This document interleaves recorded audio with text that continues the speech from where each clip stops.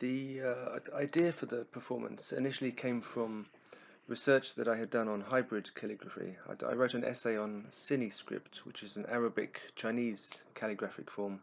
It's found in mosques in Western China mostly.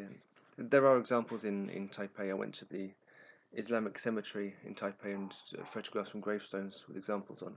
So I was already thinking about cultural exchange in terms of calligraphy. And I was thinking about Eastern and Western, the differences between the calligraphy and the different ideas about compositions. And I was thinking about how they may be combined as well.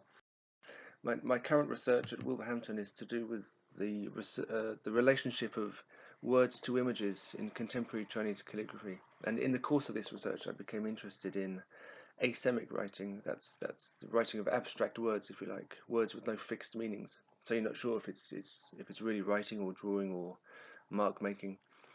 So the idea for an Eastern and Western collaboration in calligraphy composition grew from these areas of research. I structured it as a game. I liked the idea of a collaborative game as opposed to a competitive one, the one with no winner or loser. Politically, I quite like the idea, and certainly in terms of a performance, I think it's more interesting to look at a game than just two people making marks on a bit of paper. Why chess? Well, I think calligraphy is similar to chess in some regards. A successful character has got to be balanced, not necessarily symmetrical, which can be boring, but an asymmetrical kind of dynamic balance, a mixture of openness and closure. So there's an architectural aspect to writing calligraphy, particularly in seal script. And I used to play chess a lot, and when I did, I would compare it to architecture in that it was about space, the dynamics of space as you moved pieces around, the strengths and weaknesses of each position as you move. So I think in a spatial formal way they could be related.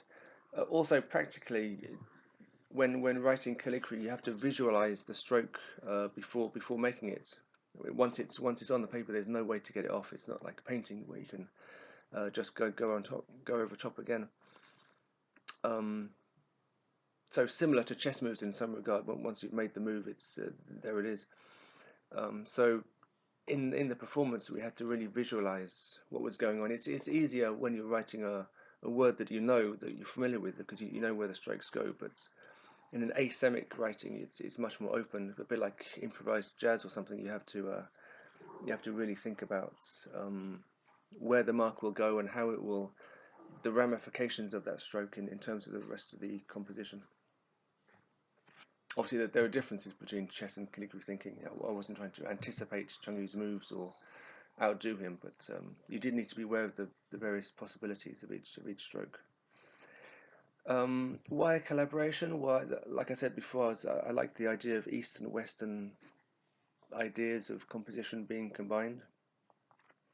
But also, calligraphy is usually conceived of as being about individual self-expression, and I was interested to look at calligraphy, handwriting, from a more social perspective. It wasn't especially social; there was just two of us, but it was a dialogue. It wasn't individual. That could be one way to develop the piece. Not looking so much at the Eastern Western aspect, but looking at the social aspect, getting more people involved. After all, I mean, language is a very social activity, but meanings are agreed and understood within society first, and then learnt by individuals. So I thought this was an interesting way to approach calligraphy. I was pleased, but people afterwards told me they couldn't tell the difference between Cheng-Yu's strokes and mine, which is what I wanted. I wanted the characters to be seamless. It's generally understood in Chinese culture that one's calligraphy expresses one's personality. So I was pleased that the characters didn't look like a collage of two different things, but they looked quite seamless. I have to say, Cheng-Yu and I understood each other quite quickly. We were both on the same page, which was right from the start, which was great. It can be hard if you have an area of a character that you're particularly happy with, just to see someone put a line through it. But equally, there's lots of strokes that Cheng-Yu made that I wouldn't have conceived of. So I'm sure he feels the same way about me. I'm sure I ruined lots of his favorite areas as well. That's just in the nature of a collaboration. You have to take the rough with the smooth, I think. Certainly, I was happy overall. The characters, I think, they improved as we went on. We certainly, well, rather, we got better at writing them, more fluent, quicker too.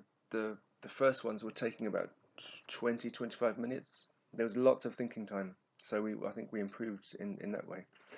I was quite exhausted at the end. After it was 6 hours on the first day, 3 hours the second day. So that was Cheng-Yu had more energy than me at the end, but then he's a lot younger. When we put the sharp at NAMI, we used 30 of the characters, so I think about 10 we discarded.